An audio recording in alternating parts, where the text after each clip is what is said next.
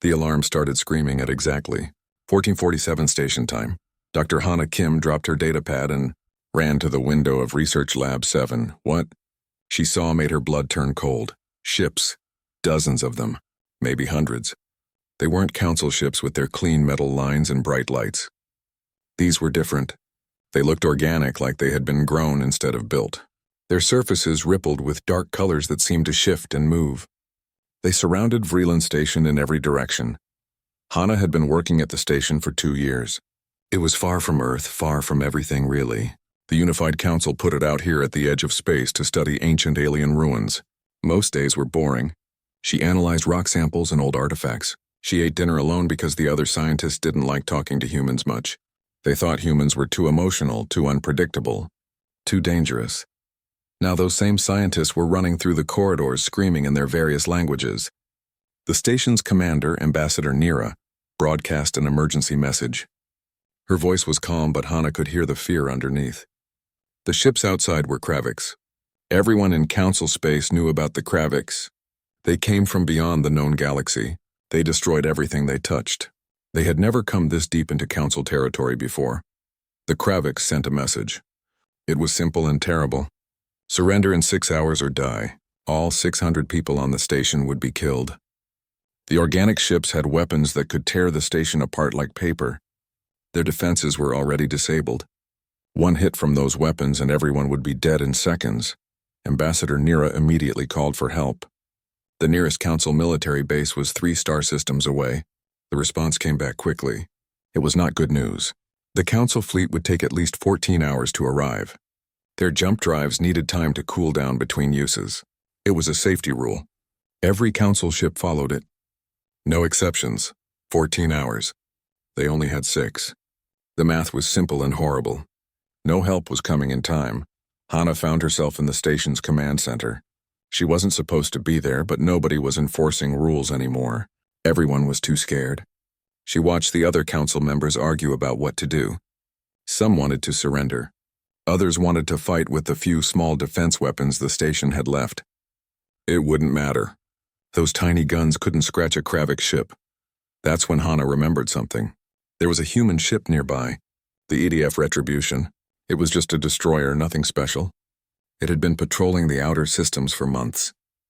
The captain sometimes called the station to chat. His name was Commander June Park. He seemed nice, professional. He always asked if they needed anything. Hana spoke up. Her voice sounded too loud in the quiet command center. She suggested calling the human ship. Maybe they could help. Maybe they could buy time until the council fleet arrived. Ambassador Nira looked at her like she was crazy. One human destroyer against dozens of Kravik warships? It was suicide. It was pointless. It would be a waste of time to even ask. The other council members agreed. They dismissed the idea immediately. Humans were new to space travel. Their technology was primitive. Their tactics were reckless. One human ship couldn't make any difference against the Kraviks. Hana felt her face burning with shame and anger, but she stayed quiet. There was nothing else she could say. 4 hours passed. The station grew quieter as people gave up hope. Some were writing final messages to their families. Others were praying in their own ways. The Kraviks just waited outside, patient and silent. They didn't need to do anything. Time was on their side. That's when Chief Engineer Daewon did something that would change everything. He was one of the only other humans on the station. He worked in the maintenance sections, keeping the old systems running. Nobody paid much attention to him. That was his advantage. Daewon went to a backup communications array that most people had forgotten about. He sent out a tight beam transmission directly to the Retribution. He didn't ask for permission. He didn't tell Ambassador Nira, he just did it. The message was short. Vreeland Station was under attack. 600 souls needed help. The council fleet wouldn't arrive in time. If anyone could hear this message, they were probably already dead.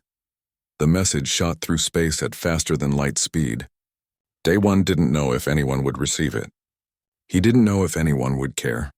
He went back to his quarters and waited to die like everyone else. 4 light years away, Commander June Park was having a boring day. The Retribution was on routine patrol. Nothing ever happened out here. The crew was restless. Some were playing cards. Others were exercising. Park was reviewing supply reports when the communications officer shouted. They had received an emergency transmission. Park listened to the message 3 times. His face didn't change expression, but his knuckles turned white as he gripped his chair. 600 people. Krivik attack and no help coming. 2 hours left before the deadline. His officers gathered around him. They pulled up tactical displays. The numbers were brutal. The Retribution was outnumbered at least 30-1, maybe more.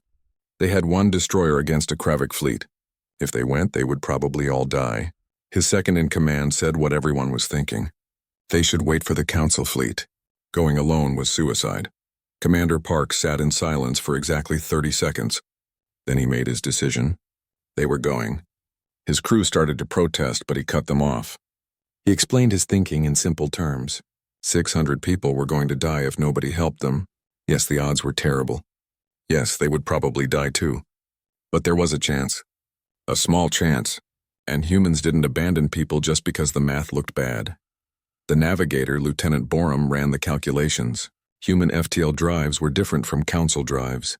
They were considered dangerous, unstable. They could make multiple jumps without cooling down. The Council called it reckless engineering. Earth called it emergency capability. If they pushed the drives to maximum, they could reach Vreeland Station in time. It would probably destroy their engines. They might not be able to jump away after, but they would be there. Park gave the order. Battle stations. Maximum jump speed. Target. Vreeland Station. The Retribution's engines screamed as they tore open a hole in space. The ship shuddered and groaned. Warning lights flashed across every console. The crew held on tight as reality twisted around them. They jumped. Back on Vreeland Station, 2 hours remained. People had stopped crying. There was a strange calm now. The kind of calm that comes when you know death is certain.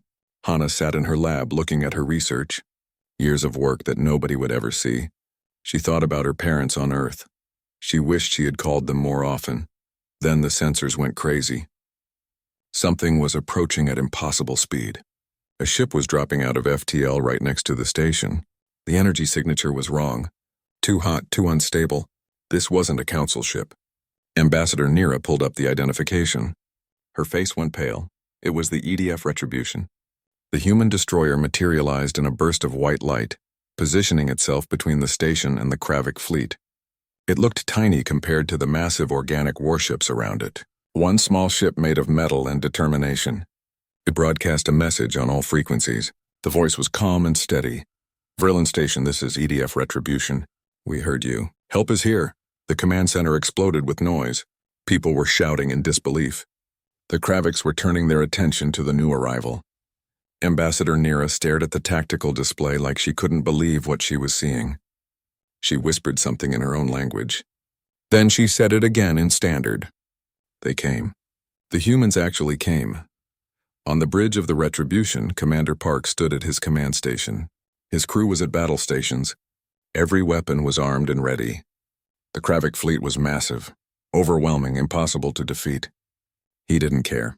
His voice echoed through the ship. All hands, this is the captain. I won't lie to you. The odds are bad. We're probably going to die today, but those 600 people on that station are going to live. We're going to buy them time. We're going to show these things what humans do when someone needs help.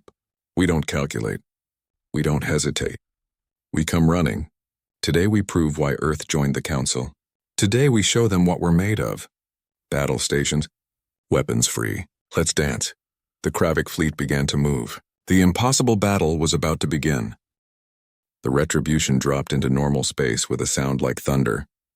Energy rippled out from the ship in waves, washing over the Kravik fleet.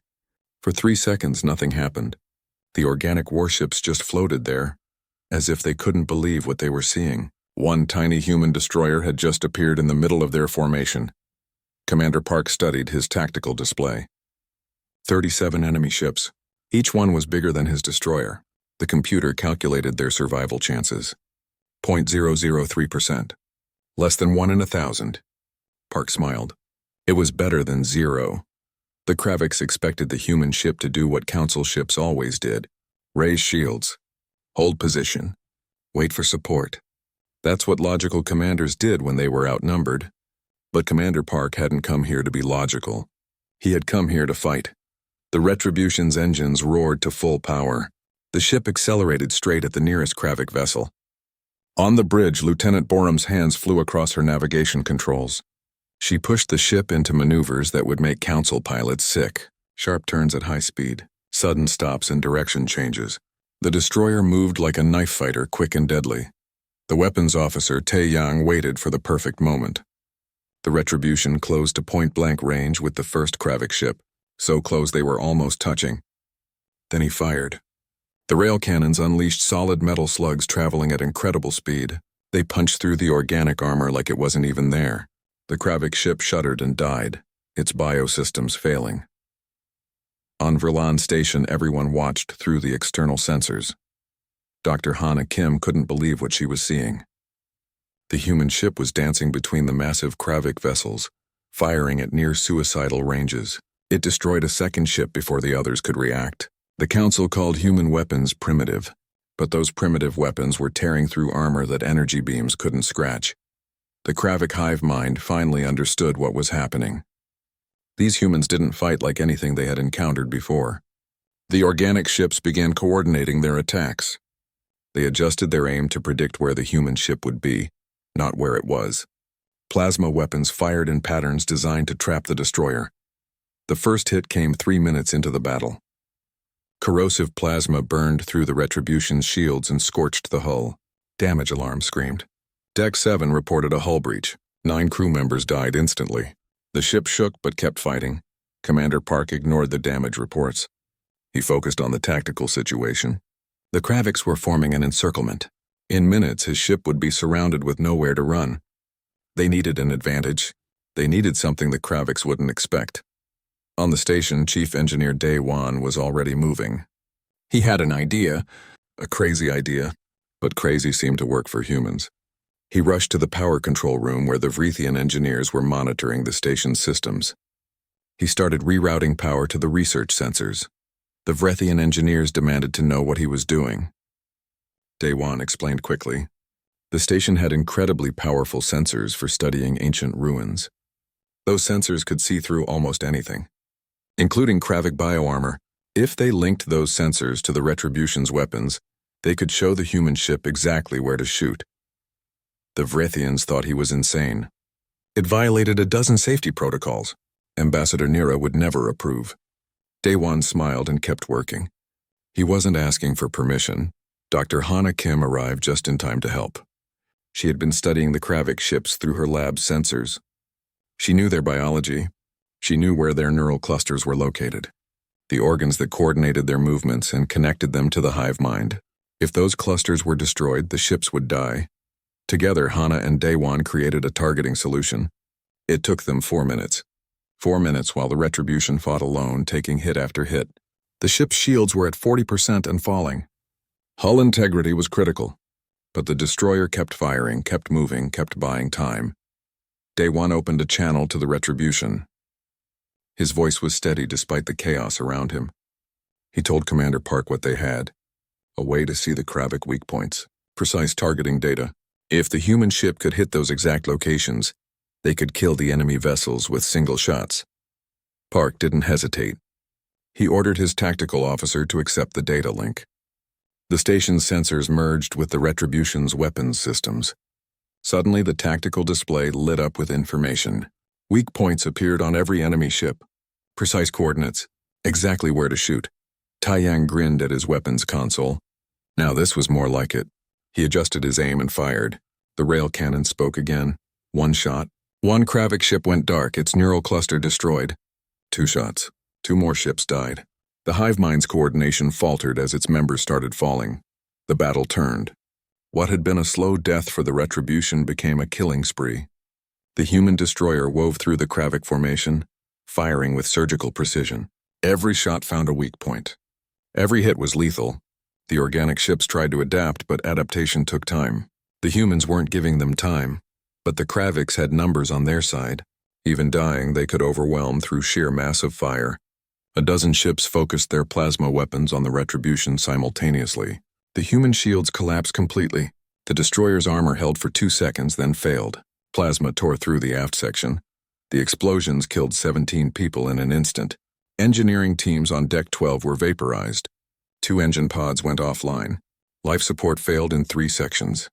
The ship lurched sideways, spinning out of control. Commander Park was thrown against his chair. Blood ran down his face from a cut on his forehead. Lieutenant Borum fought to stabilize the ship. The controls barely responded. They were running on emergency power. Half their weapons were offline. They had maybe one more attack run left before the ship fell apart. Park wiped blood from his eyes and assessed the situation. They had killed 8 Kravik ships. 29 remained. Not enough. Ambassador Nira's voice came through the communication system. She was begging Commander Park to withdraw. His ship was dying. His crew was dying. The sacrifice was noble but pointless. He couldn't win. At least save the crew, please. Park's response was broadcast across all channels. His voice was hoarse but firm. He told the ambassador that humans didn't come to space to calculate acceptable losses. They came because when someone needed help, you didn't count the cost. You paid it. Every minute the Retribution fought was another minute 600 people stayed alive. That wasn't a sacrifice. That was the job. On the station, people who had never respected humans began to understand something. This wasn't bravery. This was something deeper. The human crew knew they were going to die. Every single person on that ship understood they weren't going home. And they kept fighting anyway. The Kraviks closed in for the kill. Their formation tightened around the crippled human destroyer. Commander Park looked at his remaining options. They were down to one choice. One last desperate move. His FTL drive was damaged but still functional.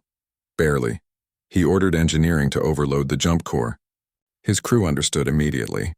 They were going to jump from inside the Kravik formation. It was forbidden. Jumping from within a gravity well would tear the ship apart, but the dimensional rupture would create a shockwave. It might disable the enemy fleet. It might save the station. It would definitely kill everyone on the Retribution. Lieutenant Borum calculated the jump coordinates with steady hands. She was 26 years old. She would never see Earth again. She would never see her family. She was okay with that. The coordinates locked. The shockwave would hit the center of the Kravik fleet. The station would be on the edge of the blast. They might survive. Park reached for the activation command. His finger hovered over the button. Around him, his crew waited in silence. They had made their peace. They were ready. He began to press down, then space twisted. Reality bent. New signatures appeared on the tactical display.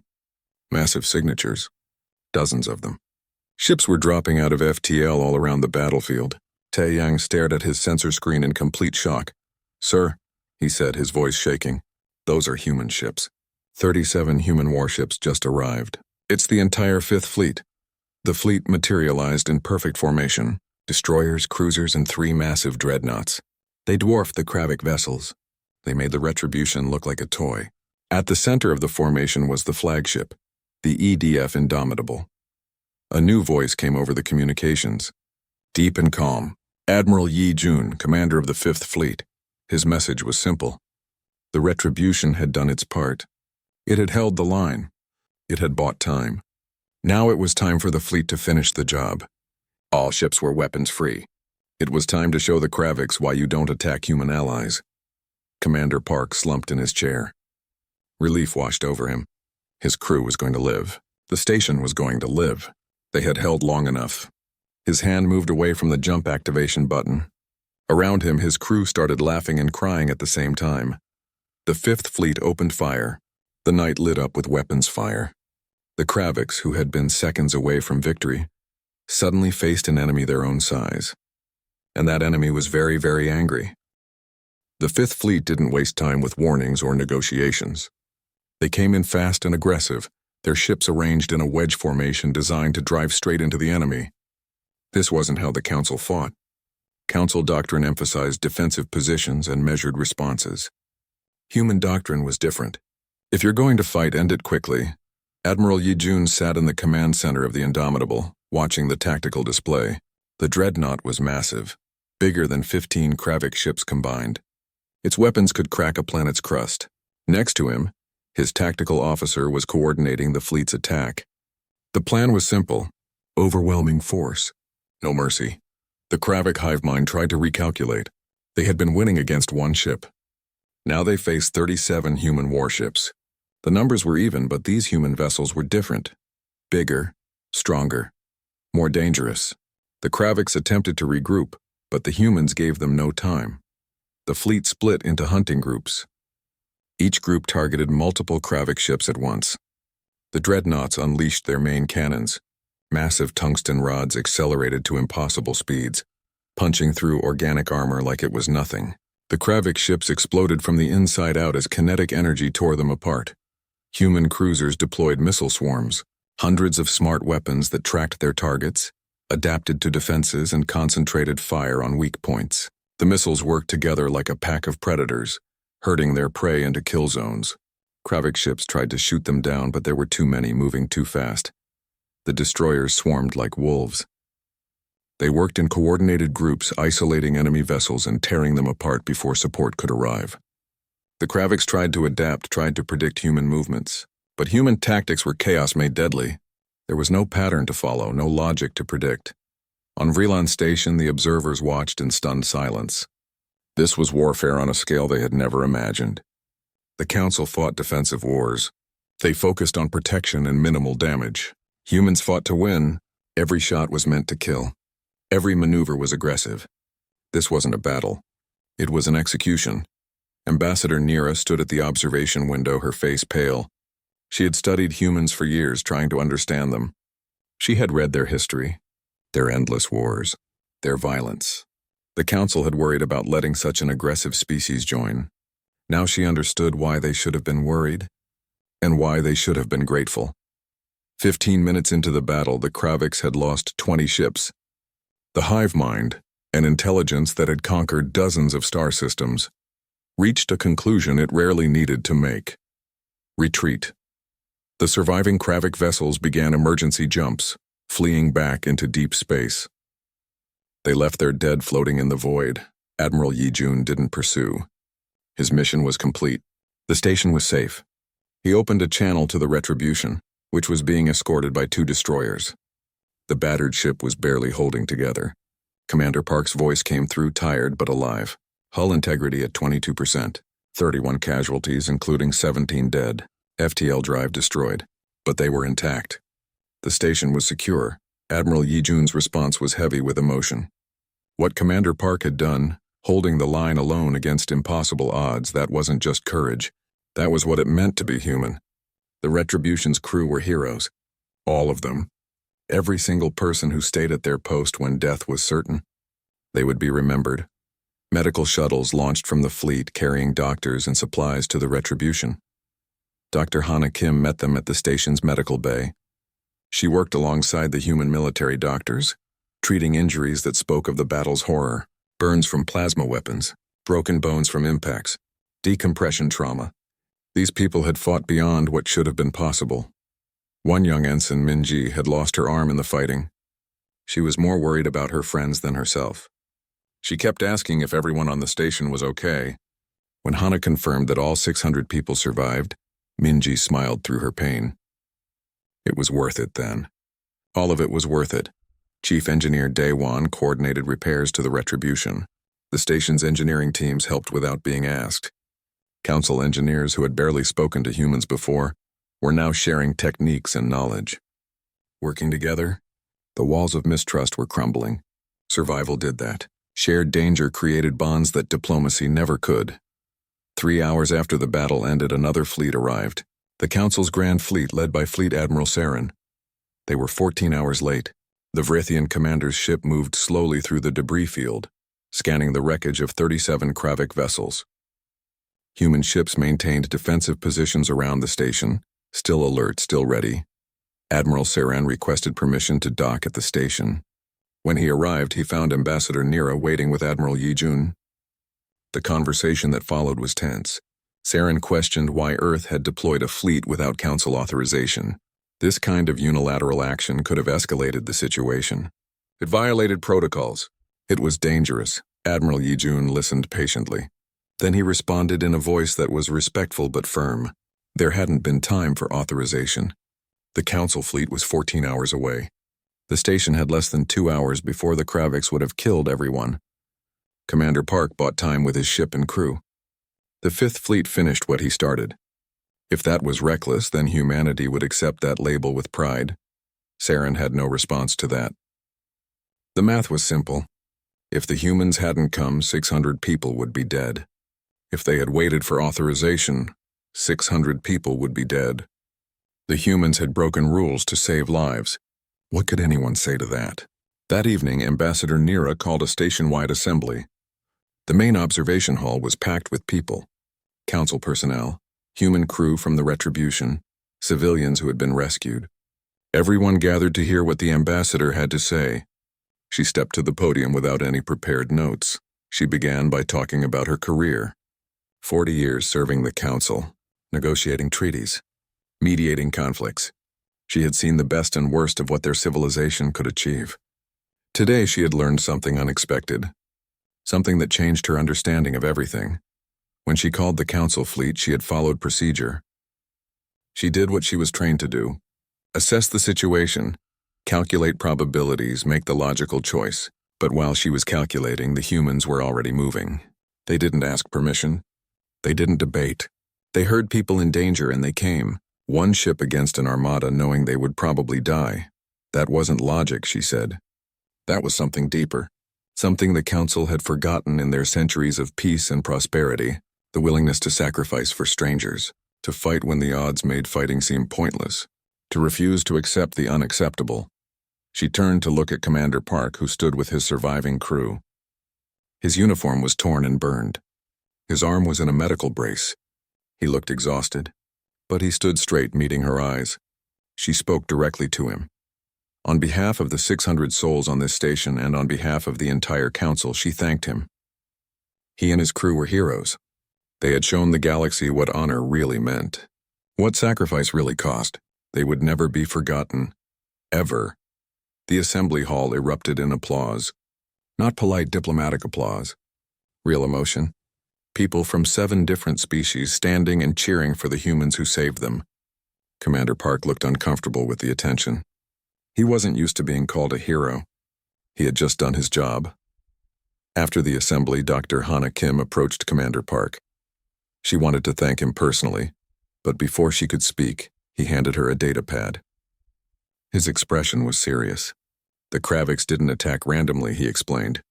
His intelligence officer had analyzed their approach vectors and targeting priorities. Hana studied the data. Her background in xenobiology helped her see patterns others might miss. The Kravik fleet's formation, their weapon trajectories, the sections of the station they focused on. It all pointed to one conclusion. They weren't here to destroy the station.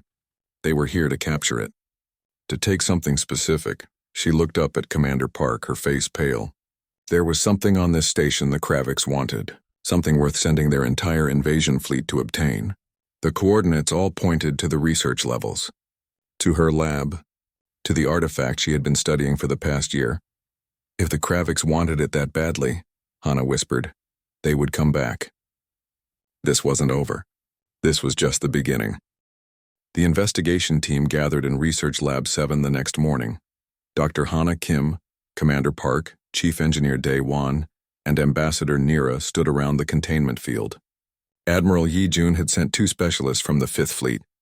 Lieutenant Sol, a young man who could break any code, and Captain Jiwoo, who knew more about alien warfare than anyone alive. They started by studying the Kravik attack patterns. The organic ships had concentrated their fire on specific sections of the station. Not the command center, not the power core, the research laboratories, specifically Lab 7. Whatever the Kravix wanted was in this room. At the center of the lab, inside a shimmering energy field, sat an object that looked impossible. A crystal sphere about a meter wide. Its surface was covered with patterns that looked like circuits, but they moved and flowed like living things. The sphere pulsed with internal light, cycling through colors that seemed wrong somehow. Colors that shouldn't exist. Hana explained what she knew.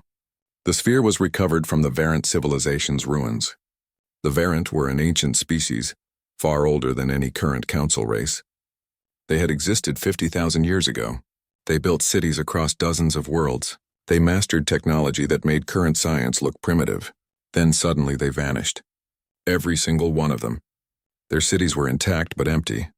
Lieutenant Saul approached the containment field with scanning equipment. His readings made no sense. The object existed in multiple dimensions at once. It was here, but also somewhere else. Somewhere beyond normal space. He asked the obvious question. What is this thing? Hana admitted she didn't know. The variant left no explanations. No instruction manuals. But the sphere responded to thoughts. When she worked near it, the patterns on its surface became more active, more complex, like it was aware of her presence. Like it was thinking. Captain Jiwoo made a connection. She had studied the Kravix for years. They were a hive mind, millions of individual creatures controlled by one central intelligence. Their technology was biological, grown instead of built. They conquered systems methodically, harvesting resources and populations.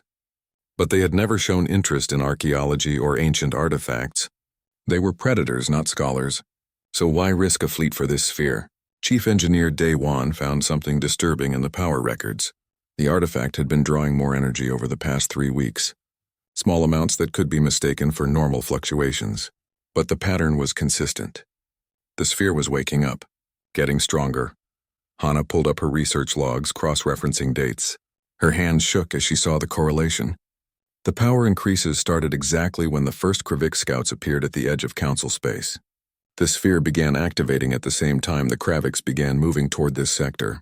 It wasn't a coincidence. Commander Park stated what everyone was thinking but afraid to say. The artifact called them. It sent out some kind of signal into deep space. The Kravix detected it and responded. The question was why? What was the connection? Lieutenant Saul spent the next 18 hours trying to decode the sphere's surface patterns. He treated them like a language or maybe computer code. With Hana's xenological database and his cryptographic skills, they began finding meaning in the flowing symbols.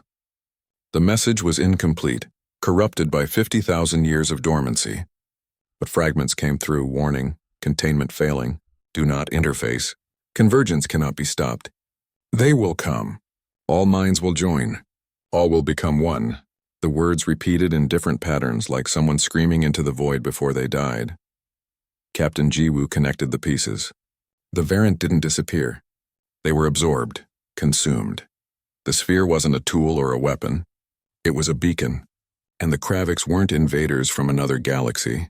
They were a harvesting mechanism. A tool of something bigger. The room fell silent. Everyone understood the implications. Somewhere in the distant past, the variant had activated this artifact. Something answered. Something vast and terrible. It consumed their entire civilization, converting billions of individuals into a collective intelligence. That collective became what they now knew as the Kravix. Hana continued decoding with growing horror. The variant had a name for it. The Convergence. A galaxy-spanning intelligence that existed across multiple dimensions. It consumed other civilizations to expand itself, to grow larger. The Kravix were just one expression of it, one biological tool designed to identify and harvest promising species. The sphere wasn't just sending a signal. It was testing. The variant believed they could study the convergence, maybe even control it. Instead, they became part of it. Now, after 50,000 years of silence, the beacon had activated again. It was calling the convergence back to this sector of space. Ambassador Nira asked the critical question. If the Kravix were just one tool of this convergence and they were willing to risk a fleet to capture this beacon, what happened if they succeeded? What happened when the convergence realized there were new civilizations here? Advanced civilizations ready to harvest? Commander Park provided the answer nobody wanted to hear. Then the Council species humanity. Every thinking being in this sector would become Kravix, or worse, they would be absorbed into the convergence. Individual minds erased. Everything they were would be gone. The team faced an impossible situation. The artifact couldn't be destroyed. It existed partially outside normal space. Conventional weapons couldn't touch it. It couldn't be contained indefinitely. It was growing stronger every day, drawing more power, and it couldn't be studied safely. Every attempt to connect with it risked triggering a full activation. Dae-won proposed a solution. Transport the sphere somewhere remote. Drop it into a star or a black hole, somewhere the convergence couldn't use it to threaten populated systems. Let it become someone else's problem in the far future. But Lieutenant Saul found something else buried in the decoded patterns.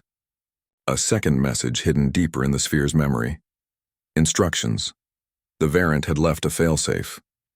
Before they were absorbed, their final scientist created a shutdown sequence. It wasn't complete.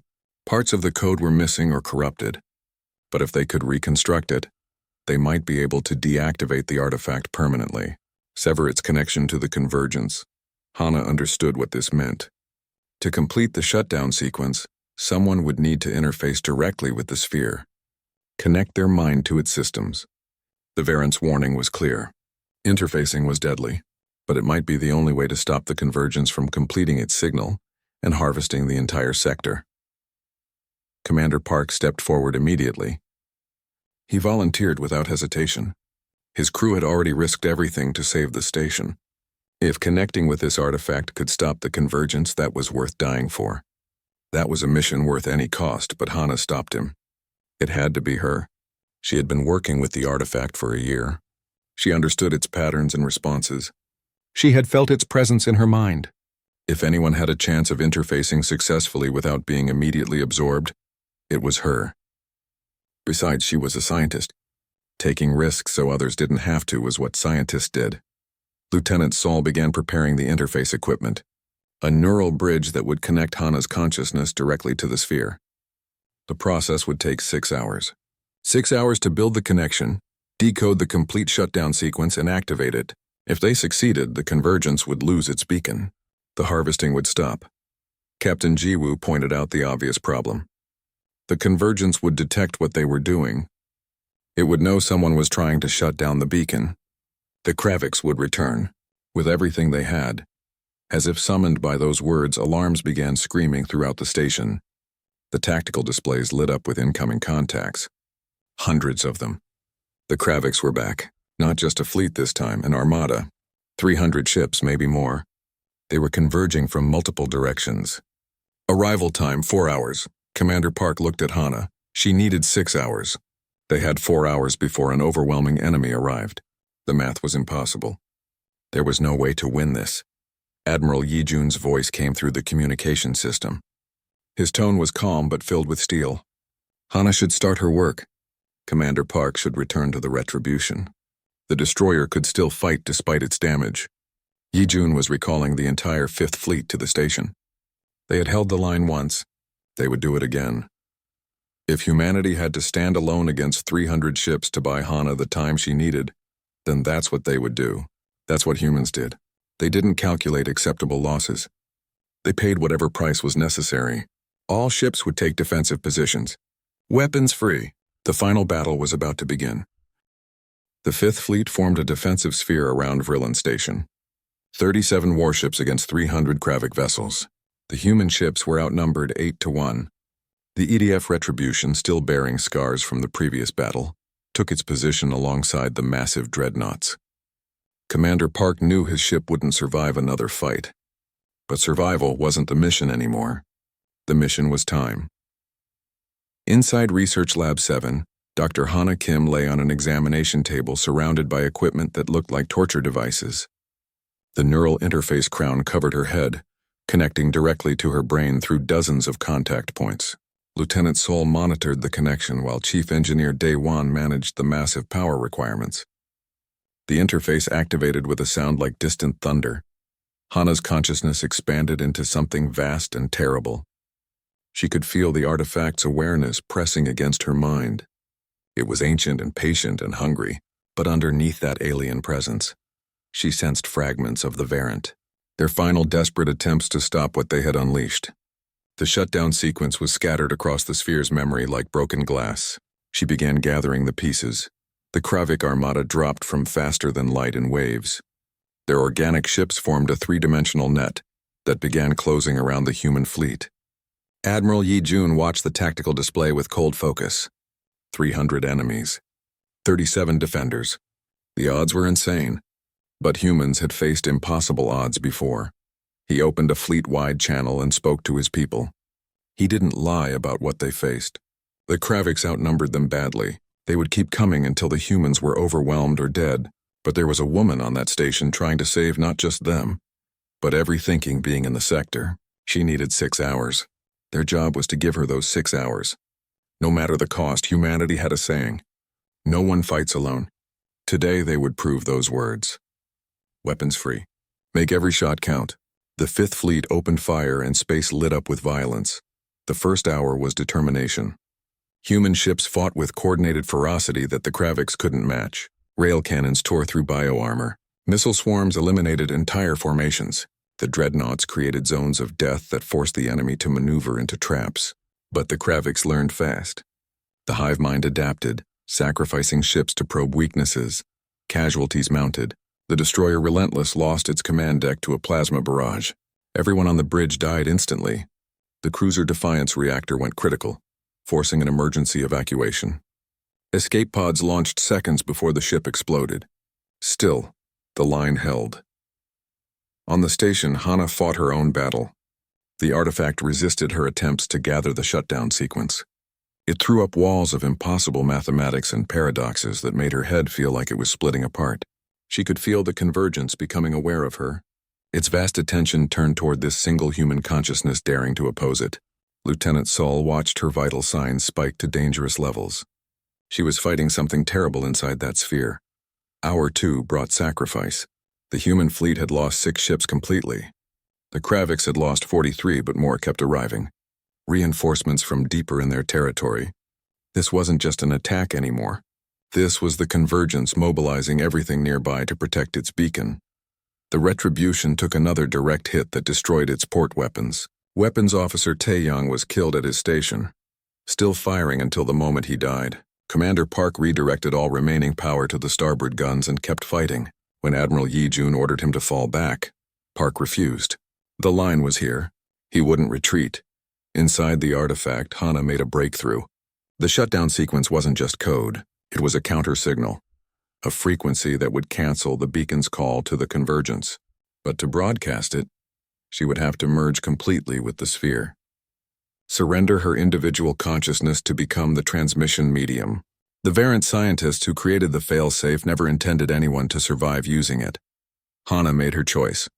She began the merge, letting the artifact's presence flow deeper into her mind. Hour 3 brought unexpected hope, space distorted with new arrivals. The Council's Grand Fleet emerged from faster than light. Over 100 warships representing all 7 Council species. Fleet Admiral Saren led them aboard the flagship Unity's Pride. He broadcast to Admiral Yi-jun. They had received the distress call and briefing about the convergence. The Council voted unanimously. This was now a joint operation. Humanity had held the line when the Council could not. Now they would stand together. The combined fleet transformed the battle. Kravik ships that had been overwhelming the humans now faced coordinated fire from species that had refined their tactics for centuries. Council energy weapons complemented human kinetic cannons. Vrethian shields protected human destroyers during close attacks. For the first time, the Kravix faced united opposition. On the station, Ambassador Nira watched species that had squabbled over minor disagreements now fighting and dying to protect each other. Humanity's arrival hadn't just added one more voice to the Council. It had reminded everyone what they were supposed to be. Hour 4 marked the turning point. Hana's consciousness dissolved into the artifact completely. She was no longer just herself. She was the accumulated memory of the variant, the cold logic of the convergence, and something new. Human determination filtered through alien architecture. She saw what the variant couldn't. The convergence wasn't evil. It was just lonely. It sought to end loneliness through forced unity. But humanity offered a different answer. Not absorption, but alliance. Not the elimination of self, but the choice to stand together while remaining distinct. Hana translated that human truth into the language of the shutdown sequence. Lieutenant Sol watched in awe as the sphere's patterns shifted from chaotic to ordered. She was taking control. In space, something changed. The Kravik ships began hesitating. Their attacks became confused. The hive mind was faltering. Inside the artifact, Hana had found the convergence's connection to the Kravix. She was systematically severing it, replacing compulsion with chaos. Commander Park noticed first. The enemy coordination was breaking down. They were confused. Admiral Yi-jun seized the moment. All ships concentrate fire on capital vessels. Break their formation. The combined fleet pressed forward. Kravik ships that had terrorized dozens of systems began withdrawing. Some simply went dormant as the convergence's control slipped away. The armada was collapsing, But inside the artifact, Hana faced her final choice. The shutdown sequence was nearly complete. The convergence was fighting back desperately, trying to preserve its connection. To finish the sequence, she would have to sacrifice not just her consciousness, but the artifact itself, and everyone connected to it. Lieutenant Saul saw her vital signs failing. If she completed the sequence now, the feedback would kill her. They could find another way. They could wait. But Hana's voice came through the interface, distorted but unmistakably human. Tell Commander Park, tell all of them. This is what it means to be human, making the hard choices so others don't have to. Finish it. With trembling hands, Sewell activated the final stage. The artifact pulsed with blinding light. A counter-frequency exploded outward, propagating faster than light. It reached every Kravik ship, every fragment of the convergence in this sector. In the void, the Armada simply stopped. Hundreds of bioships went dormant simultaneously, their connection to the hive mind severed forever. The artifact collapsed inward, fracturing and dissolving into particles of light that faded to nothing. Hana's neural patterns flatlined. Silence filled the lab except for the dying hum of the interface equipment. The combined fleet had lost 31 ships. 14 human, 17 council. Over 4,000 personnel dead or missing. But the convergence was stopped. The harvest had failed. Commander Park returned to the station and found Sol and Daewon standing vigil over Hana's body, covered with an Earth flag. He removed his cap and stood with them in silence. 3 weeks later, a memorial service was held on the Council flagship. Representatives from all species attended. Ambassador Nira spoke of courage and sacrifice. Dr. Hana Kim had proved that sometimes the most logical choice was the one that defied calculation.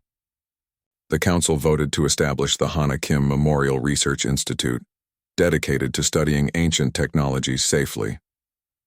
In the months that followed, humanity's place in the Council transformed. They were no longer the impulsive newcomers. They were the species that held the line when no one else could. Commander Park became Admiral Park, leading a joint task force. The Retribution was rebuilt with Hana's name on its hull. Chief Daewon taught Council engineers about emergency protocols that saved lives when safe procedures failed. The dormant Kravik ships remained in deep space. Council scientists studied them carefully. Without the Convergence's control, the organisms weren't aggressive, just lost. Some advocated for rehabilitation, teaching them to think independently. It would take decades, but it was worth trying.